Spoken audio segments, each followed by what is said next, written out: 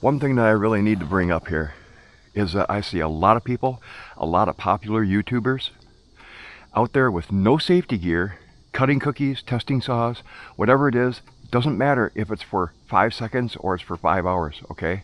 You're setting a bad example. Stop fucking doing it. It's a bad example. You're going to hurt yourself. You're going to get somebody else hurt because they're going to follow your lead. There's a lot of people out there that follow your lead, okay? Whether you want them to or not, and whether you want to be responsible for it or not. When you're out there cutting fucking cookies in the flip-flops and shorts, it's stupid.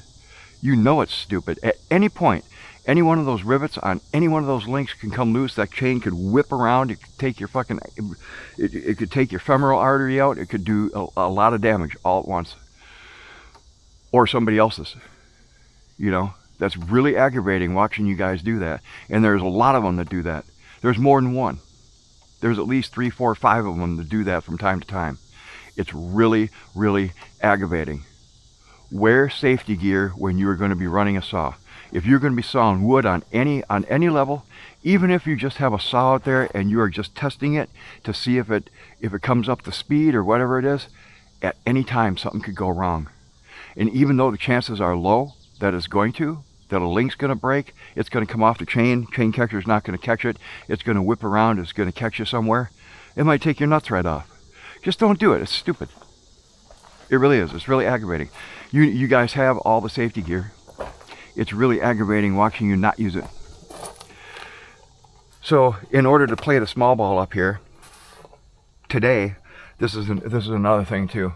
Another benefit of having the safety gear, especially when you're out here like I am alone, okay? And I am 25 minutes either way. From Madison to Monroe, I am 25 minutes either way to get to a hospital, okay? If something were to happen, I want my phone with me right here. You make sure it's charged up. You make sure it's right on your person. Whether it's hung around your neck, whether it's in a pocket in your chaps, whatever it is, it has to be with you. There's just no other way about it. All right? There's no sense in doing any of this, guys. There's no sense in doing any of this work at all, at any time, if you're not going to be safe about it and you're going to risk your life, somebody else's, or you're gonna be out there doing something stupid, which is going to set a really, really, really bad example for a lot of people who just don't know any better. There might be homeowners that become hobbyists and they want to get into this and they're really interested in saws, and saws are inherently dangerous. It's a fucking sharp chain that's meant to cut wood. It doesn't care if it's cutting a piece of oak or it's cutting your fucking arm off. It doesn't care, okay? So you have to set the example, and you have to be ready for anything at any time. You can only be so prepared. Yes, I get that. But you really do have to be prepared and just set a good example. In order to, there's one particular place that I'm going to work. And we'll see what it is as I get going down the trail here. So basically, when my UTV gets back, I'll be able to load this up. We can probably back the trailer in. My boss will come and get some of this wood. We can just probably back the trailer in. This is probably close enough where we can just throw it on. But there's other stuff that I have down here. This is a real short trail. This doesn't really go out into the woods. This goes to another campsite in back of that one. There's another big campsite back there. And there's nobody up here, so. But this stuff here, not sure what it is, but it was all laying in here. And this is all really just really dead wood, ugly wood, just sitting around in here, just waiting to be harvested. Look at how nice this is. Big, nice, dry firewood. All you gotta do is put that on a splitter, bada bing, bada boom. You got 6, 8 pieces of nice firewood. Nothing to it. I have to have a clear work area. That's everybody. Watch Mike Wilson on Wilson Forest Lands. He really stresses, you know, when you're felling a tree, assessing the tree, looking at it, how is it gonna fall? What are the dangers? Having a clear escape route, okay, in case something goes south. So this is some prickly stuff. I don't know whether that's young buckthorn or what that is, but my object here is I've got a wide path here that the UTV will back down. I'm gonna cut some off of here. I'm gonna cut that stuff off of there that's already broken, and I'll make my path go right in here. You'll see how it'll shape up. I have the 261 with the 25-inch bar on it. 25-inch light bar. I actually have a McCullough sprocket on here. It's a 7-pin 3/8. It's about 25-30% bigger than what the stock 7-pin sprocket is, because this came stock with 325. So the drivers are farther apart on a 3/8, right? So the sprocket's going to be bigger, even though the tooth count is the same. So I'm using a 25-inch bar on here with a little bit bigger sprocket, which means, well, it's not going to be quite as fast. It's not going to accelerate quite as fast. But I've actually used this before, and as long as your bar oil is reasonably thin, and in this temperature, it's 82 degrees out here right now. In this temperature, the bar oil will be thin enough, and you will wind up probably going through about a tank of bar oil close to it in a tank of fuel. It'll be just about 1-to-1 instead of like typically you use a half a tank of bar oil to a tank of fuel, depending on where your oiler is. I've obviously got the oiler turned all the way up on this saw right now. So let's get to it. I'll do about 5-10 minutes worth of cutting. I'll shut down, and then we'll see where we're at, okay?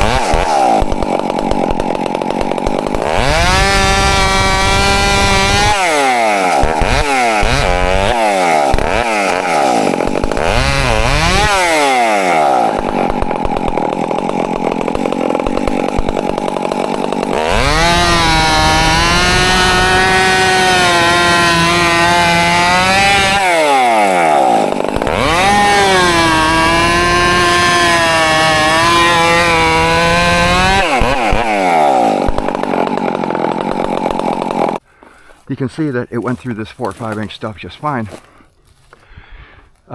It'll even get through this 6, 7 inch stuff just fine.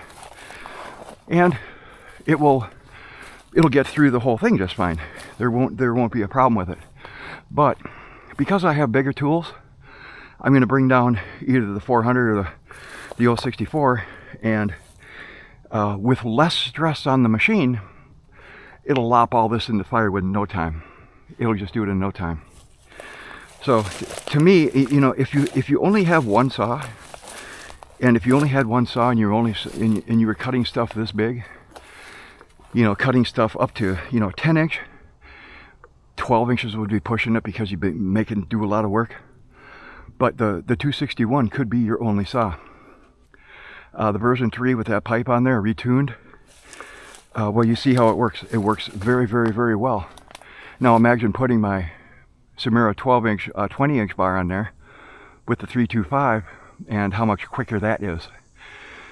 It is considerably quicker in the acceleration and whatever, but the only reason I wanted to put that bar on this particular saw on this particular day, and when I get back home, I will take that off of there and I'll put the regular bar that I normally run on there back on, because I wanted to come down here. I wanted to have the extra bar reach, so I'm not working on the ground. That extra 5 inches of bar reach, it is absolutely, absolutely incredible as far as usability goes.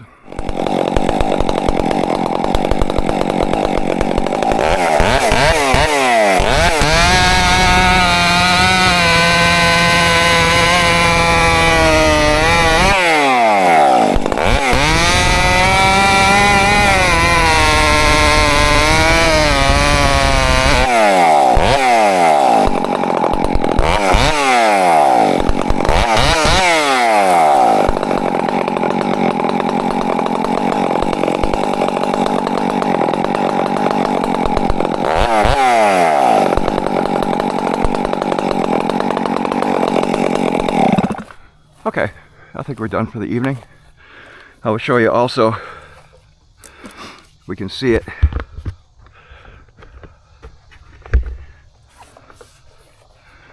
that the chain is definitely moist. Goes right around.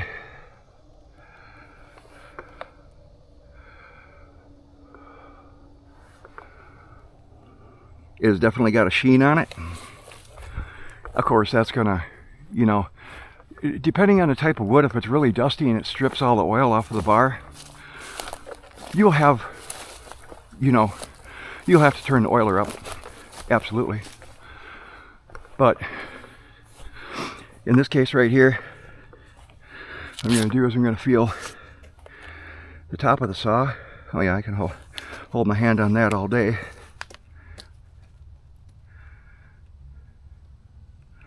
Yeah, the bar is a little bit warm, but I can hold my hand on there if I had to.